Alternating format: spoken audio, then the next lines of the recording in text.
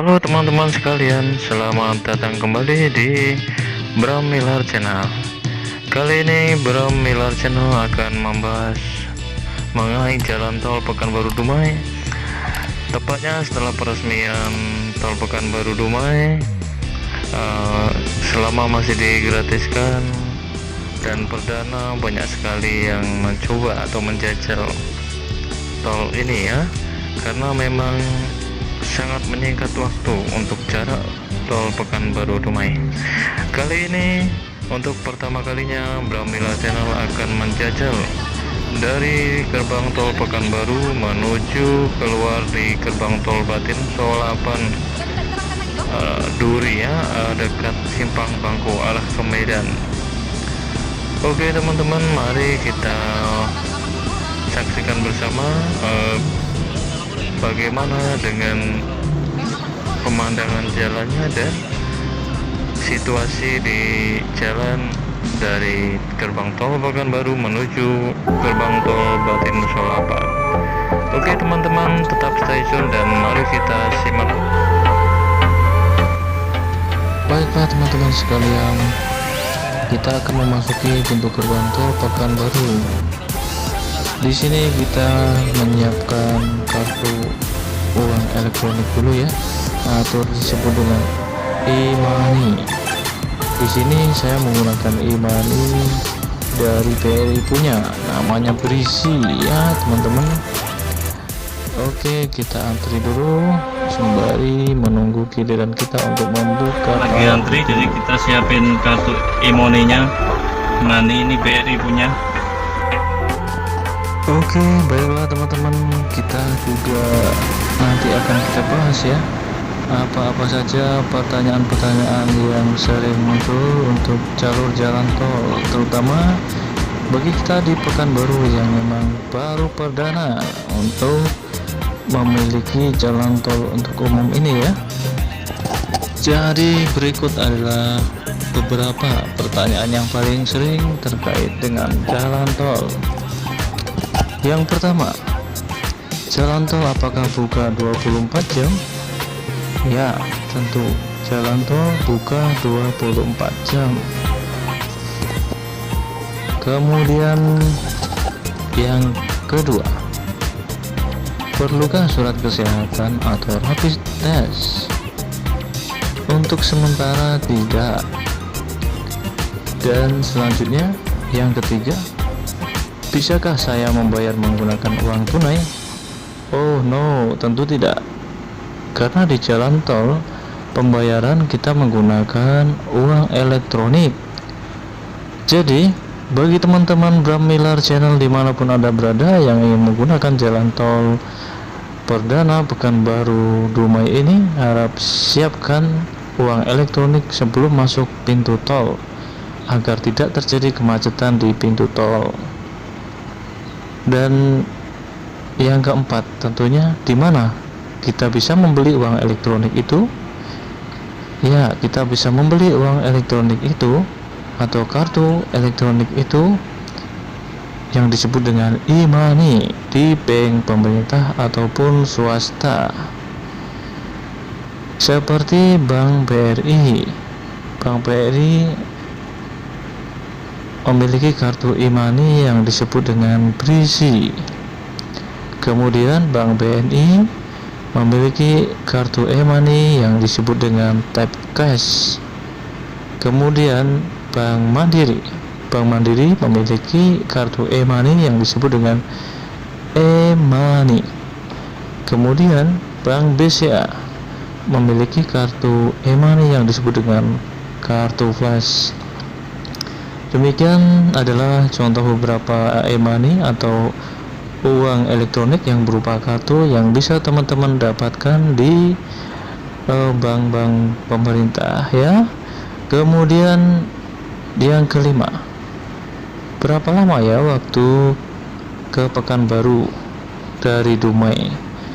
Kurang lebih menurut pengalaman Bram Miller Channel ya, yang telah mencoba dari Dumai ke Pekanbaru kurang lebih 2 jam ya, dengan kecepatan normal atau sesuai dengan peraturan 80 km per jam tentunya. Aman tidak ya kita berkendara di jalan tol? Untuk soal keamanan di jalan tol, jangan khawatir teman-teman Bramilar Channel dimanapun Anda berada. Di jalan tol telah disiagakan CCTV yang mengawasi selama 24 jam. Jika ada keadaan darurat, silahkan gunakan lajur paling kiri. Kemudian lajur tengah digunakan untuk normal, kecepatan normal, dan lajur paling kanan digunakan untuk jalur cepat atau mendahului. Nanti teman-teman akan melihat ada 3 jalur. Paling kiri pastikan gunakan untuk keadaan darurat saja, dan jika ingin mendahului silahkan gunakan lajur paling kanan. Yang tengah itu normal, yang itu saja diperhatikan. Dan untuk batas kecepatan untuk keamanan di jalan tol telah diberi peringatan untuk keamanan menggunakan maksimal di 80 km per jam. Karena ingat, jalan tol bukan untuk ajang balapan. Teman-teman Bramilar Channel pasti nanti akan membaca slogan itu ketika masuk di jalan tol. Oh ya, teman-teman Bramilar Channel dimanapun Anda berada, di sebelah kiri ini adalah lajur untuk berhenti di rest area jalan tol ya. Di sepanjang jalan tol Pekanbaru Dumai ada beberapa titik spot rest area ya. Ini contoh yang di sebelah kiri saya tadi merupakan rest area ya. Kondisinya masih belum permanen ya, karena kondisi bangunannya masih seadanya. Namun di sana sudah ada musola ya untuk tempat beribadah, sudah ada toilet portable, sudah ada mini swalayan ya, kemudian sudah ada mini cafe juga sudah ada. Jadi jika Anda sekalian teman-teman Bramilar Channel ingin beristirahat, bisa juga sempatkan untuk mampir di rest area. Pastikan mampir di rest area ya, karena di sepanjang lajur jalan tol tentu tidak ada tempat berhenti kecuali tempat berhenti darurat. Jadi di sana Anda bisa istirahat ya, kemudian ada tempat untuk sholat, ada tempat untuk buang air kecil dan buang air besar ya, walaupun masih menggunakan toilet portable tentunya. Kemudian bisa untuk membeli snack-snack atau jajanan ya, karena sudah ada mini swalayan tadi, atau untuk sekedar minum-minum kopi ya, tentunya sudah ada. Di lain kesempatan tentunya nanti Bramilar Channel akan membahas khusus rest area, apa saja fasilitas yang ada di rest area yang sementara saat ini gitu ya. Oke, kita lanjutkan untuk beberapa pertanyaan tadi yang sering ditanyakan oleh warga ya tentang jalan tol Bektum. Adakah nomor pengelola tol untuk keadaan darurat yang bisa kita hubungin ya? Jadi bagi teman-teman Bramilar Channel dimanapun Anda berada, silahkan simpan nomor WhatsApp berikut di nomor 0821 7008 8880 ya. Saya ulangi, 0821 7008 8880. Simpan nomor tersebut ya, barangkali teman-teman memerlukan dalam kondisi darurat di jalan tol. Apakah sudah ada area di jalan tol Pekanbaru Dumai? Iya, sudah ada, seperti yang kita lihat tadi ya, di jalur sebelah kiri dan sebelah kanan itu ada beberapa titik rest area. Kemudian berapa sih kecepatan maksimal di jalan tol Pekanbaru Dumai? Untuk kecepatan maksimum itu di angka 80 km per jam. Jadi teman-teman sekalian mohon diingat ya, di angka 80 km per jam.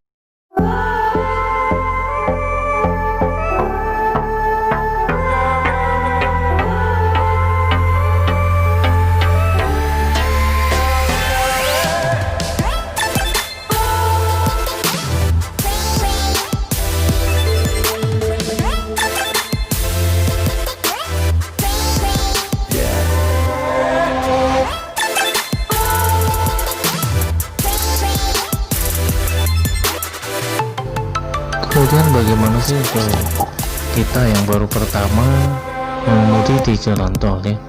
Jalan tol itu kan jalan bebas hambatan ya. Kemudian kenapa sih kita lewat jalan tol? Karena mengejar ingin lebih cepat, bebas hambatan daripada jalan umum gitu ya.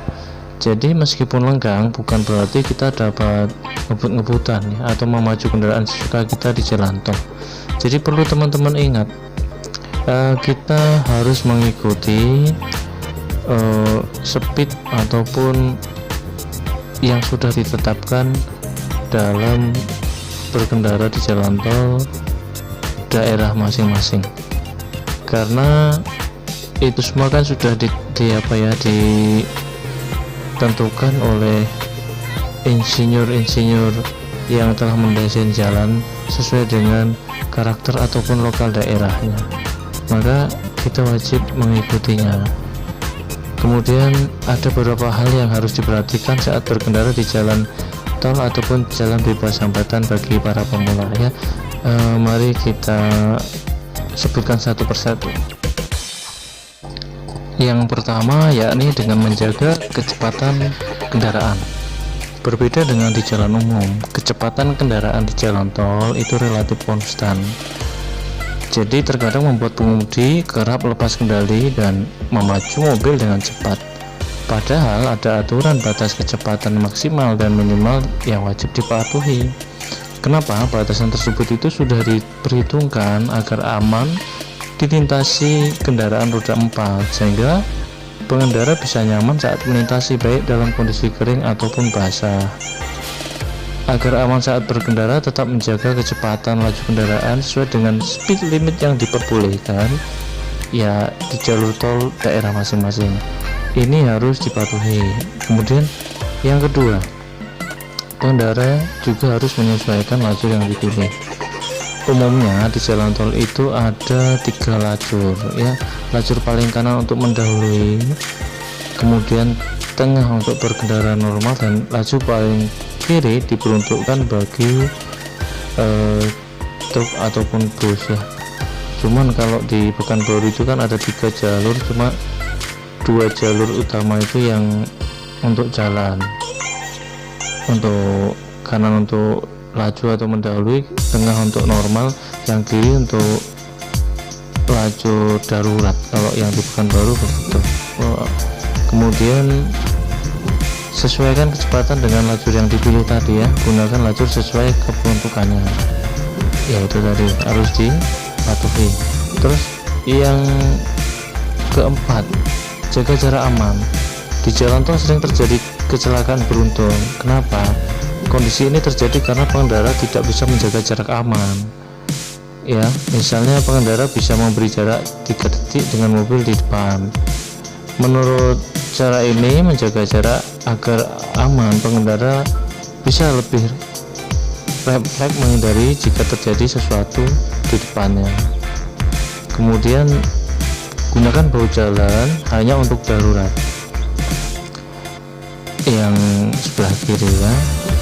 Kemudian ini juga patut diingat bahwa bahu jalan tidak diperbolehkan untuk menyalip kendaraan. Jadi yang paling kiri itu nggak boleh untuk menyalip kendaraan, yang paling kanan lah kalau mau menyalip kendaraan. Terus pengemudi juga jangan menepi atau berhenti di bahu jalan jika memang tidak sedang dalam kondisi darurat. Jadi jangan berhenti di bahu jalan kalau nggak kondisi darurat ya. Kemudian sebaiknya berhenti di tempat yang disediakan seperti rest area gitu ya. Jadi kalau mau istirahat, mau nyantai-nyantai ya sebaiknya di rest area saja. Di sana bisa ngopi, minum ya. Kemudian ada tempat musolanya, ada bisa untuk parkir mobil, jadi lebih nyaman, lebih rileks gitu ya, seperti itu.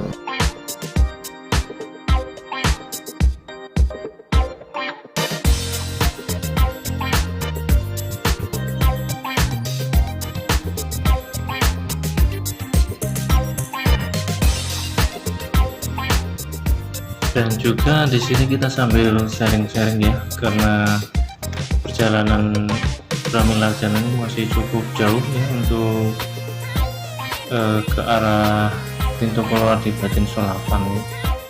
Jadi setelah saya melewati jalan tol itu memang ada kecenderungan jalan ini kan sifatnya lurus ya kalau jalan tol, artinya tidak seperti jalan umum yang banyak berliku-liku berkelok, bahkan banyak kendaraan yang kita harus lebih aktif untuk memperhatikan kondisi jalan, untuk menyelip dan lain sebagainya, lebih berhati-hati.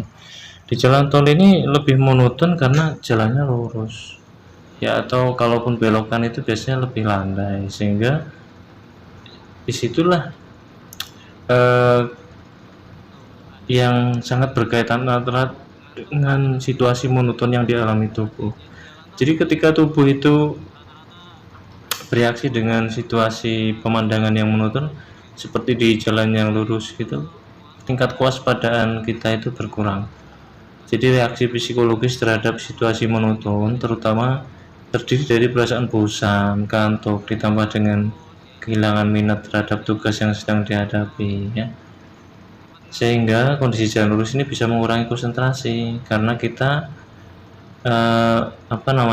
menstimulus sedikit gerak sensorik ketimbang jalanan yang lebih berkelok. Stimulasi sensorik yang rendah menyebabkan gairah yang rendah.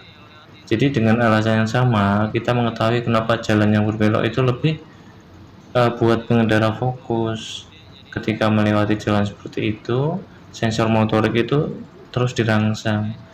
Tentu ini berlaku jika memang kondisi fisik pengendara sedang prima gitu ya. Artinya dalam hal ini saya menghimbau kepada pengguna jalan tol, tentunya teman-teman Pramila Channel dimanapun Anda berada, untuk lebih fokus dan berhati-hati dalam berkendara di jalan tol, karena jalan cenderung lurus monoton tadi menyebabkan rangsangan sensor motorik kita itu berkurang. Jadi terkadang di situ kita terlena ya. Karena kita terlena maka biasanya berkendara dengan kecepatan lebih ya, terlena sedikit aja itu bisa menyebabkan kecelakaan yang fatal ya, seperti kecelakaan beruntun dan seharusnya kita jalan lurus malah berbelok dan lain sebagainya. Itu yang Pramila Channel himbau, hati-hati berkendara di jalan lurus seperti jalan tol. Gunakan kecepatan yang sewajarnya ya, sesuai dengan speed limit yang ditentukan oleh prosedur jalan tol.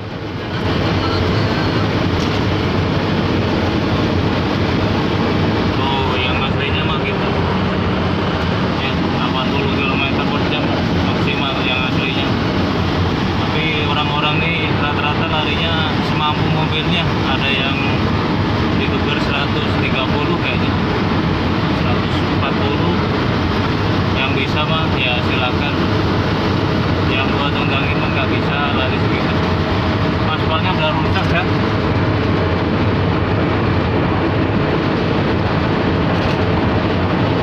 Cuman kan kalau jalan tol gini dia diperbaiki secara berkala, dia ada yang rusak langsung perbaiki gitu, makanya dia bayar kan.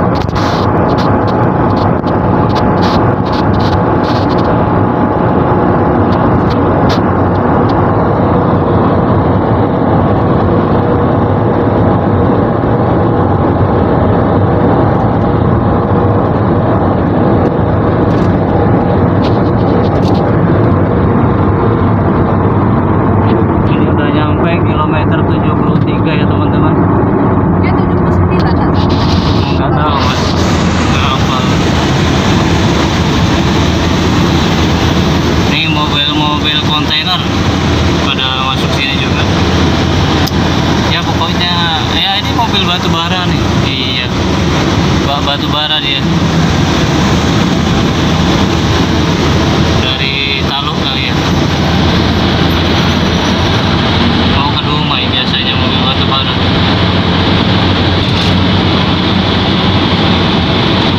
Ya lumayan lah, jadi cepat itu mobil-mobil besar kalau lewat sini. Karena kecepatan mereka juga ini kan dibatasin muatan berat. Wah, kita naik jembatan nih. Ini kilometer 74. Pemandangannya begini di kilometer 74. Asik nih kayaknya nih.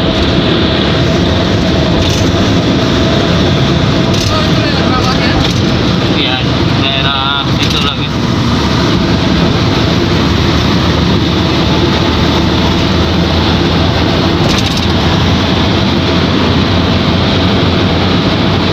Kenapa nggak live aja tadi ya di Facebook ya?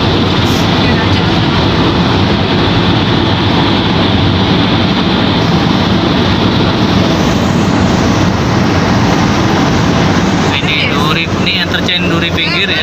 Atau hah? Ini kita udah deketin interchange Duri pinggir. Cuman kita nggak ini ya, ini jadi interchange Duri pinggir nih, kita coba ke kiri. Ini pinggir Duri, tapi kita lurus ya, kita lurus ke arah Dumai, arah Medan. Duri 13 lurus itu. Jadi kita arah ke Duri 13 nih, kita mau keluarnya gitu. Ini ada pinggir dua, ini interchange Duri nih sayang. Iya teman-teman, ini sebelah kiri kita interchange keluar dari ini ya, pinggir Duri di kilometer 76 ya, tapi kita lurus gitu. Kenapa nggak keluar ke interchange Duri kita? Ya bisa aja sih, dari Duri juga ke ini ya, dekat. Erokan Prapat Medan.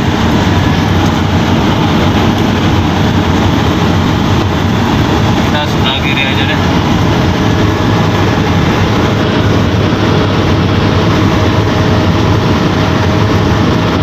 Ini kilometer 77.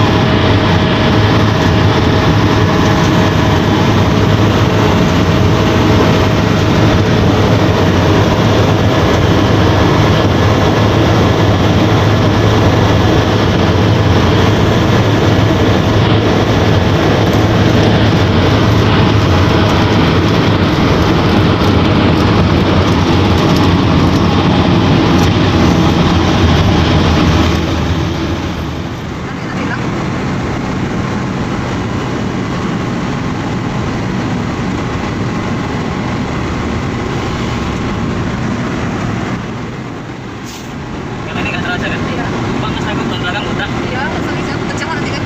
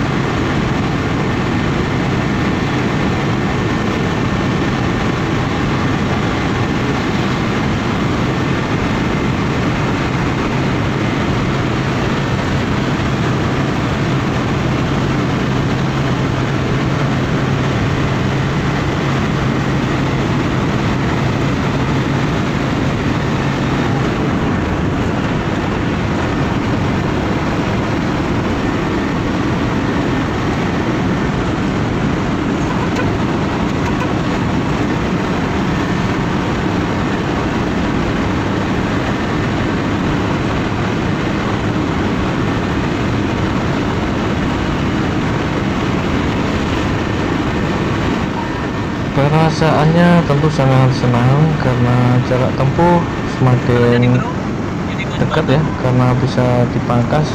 Contohnya untuk jarak Pekanbaru Duri itu hanya sekitar 45 menitan. Kemudian dari gerbang tol Pekanbaru menuju gerbang tol di Raden Solapan ya, dekat Simpang Bangku arah ke Medan itu hanya sekitar kurang lebih 1,5 jam ya, untuk kecepatan sesuai standar. Kemudian untuk perjalanan dari Dumai atau Pekanbaru, gerbang tol Pekanbaru ke Dumai ya kurang lebih 2 jaman lah ya kalau sesuai dengan standar kecepatan. Jadi ya sangat menyingkat waktu ya, tidak capek terutama. Kalau soal tarif, dengan tarif Rp900 per kilometer ya tentunya imbang-imbang lah ya dengan waktu yang kita tempuh semakin cepat itu. Tentunya tidak masalah lah seperti itu ya. Terima kasih atas pembangunan jalan yang telah dilakukan, jalan tol Trans Sumatera ya, Pekanbaru Dumai. Semoga segera lekas selesai di jalan tol lainnya yang Trans Sumatera lainnya ya. Ada Bangkinang Sumber, kemudian ada infonya juga ada tol Pekanbaru Pengatulahan, kemudian ada infonya juga akan menyusul tol dari Pekanbaru ke Medan tentunya ya. Mudah-mudahan segera menyusul.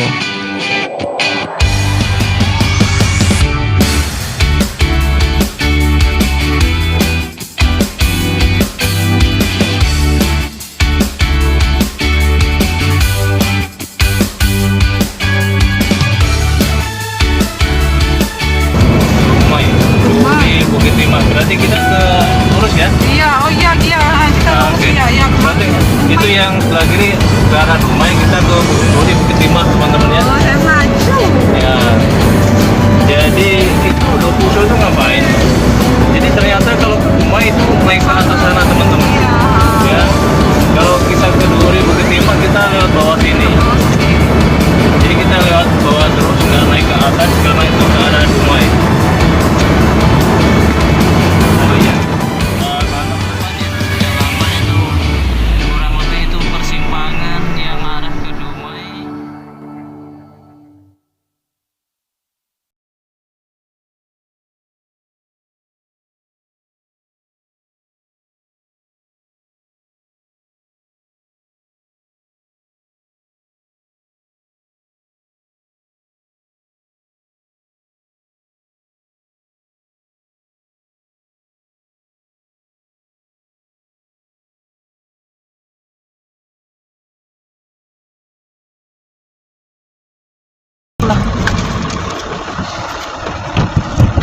Kita keluar di interchange gerbang tol Batin Solapan.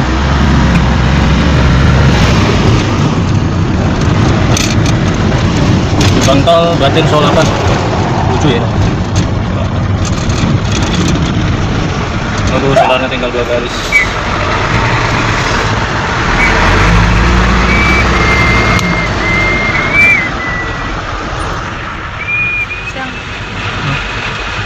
Nih kita lagi di gerbang interchange tol Batin Solapan. Oke, kita siapin kartunya lagi. Iya, kartu BRI e-money. Namanya berisi.